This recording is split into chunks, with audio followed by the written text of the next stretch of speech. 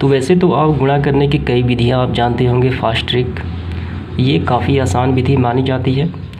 दो अंकों का गुणा अगर दोनों के इकाई अंक 1 हो, चाहे अंक कोई भी हो, अगर उनके इकाई अंक 1 हो तो ऐसी संख्याओं का गुणा करना काफ़ी आसान हो जाता है। आप उसे दिमागी तौर पे बस 5 सेकंड के अंदर गुणा कर लेंगे अगर आप प्रैक्टिस कर ले तो यहाँ देखिए, दो अंकों का गुणा अगर दोनों ही अंकों के इकाई अंक 1 हो। यहाँ पे कुछ उदाहरण है, 21 और 41। यहाँ देखिए, इकाई अंक 1 और इकाई अंक 1, इकाई अंक और ये रहा दहाई अंक।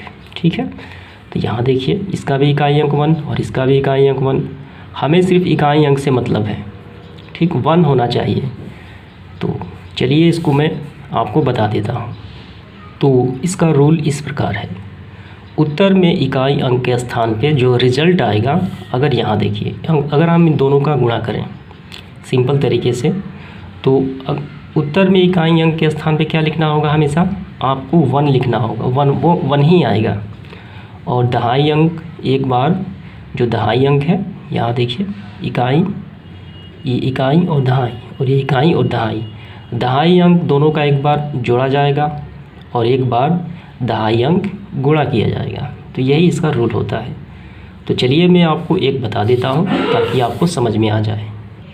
तो यहाँ देखिए, आपको उत्तर में पहले 1 ही लिखना है, ठीक, और एक बार ये दहाई अंक दोनों जोड़ दिया जाएगा। 4 और 2 कितना होगा, ये होगा 6, और एक बार यही दहाई अंक को गुणा कर दिया जाएगा। 4 दूनी 8, ये तो हो गया।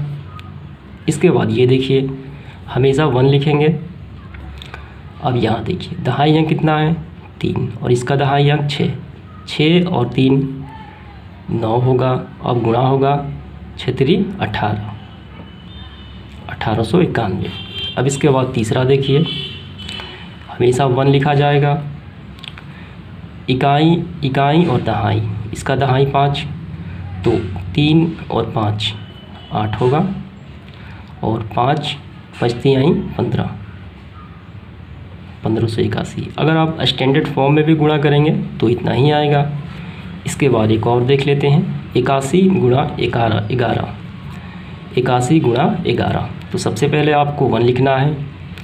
दहाई अंक का एक बार जोड़ होगा, ये रहा 1 और ये रहा 8, 8 और 1 9, 8 में 1 से गुणा होगा तो ये कितना होगा, तो ये 8 ही होगा, 891।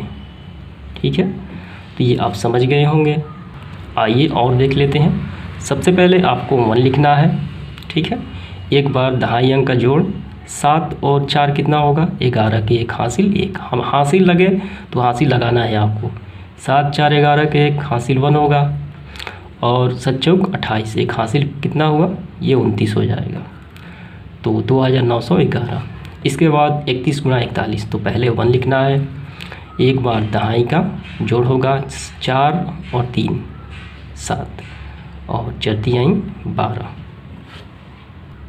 तो आइए इसके बाद एक और देख लेते हैं, 81 गुणा 91।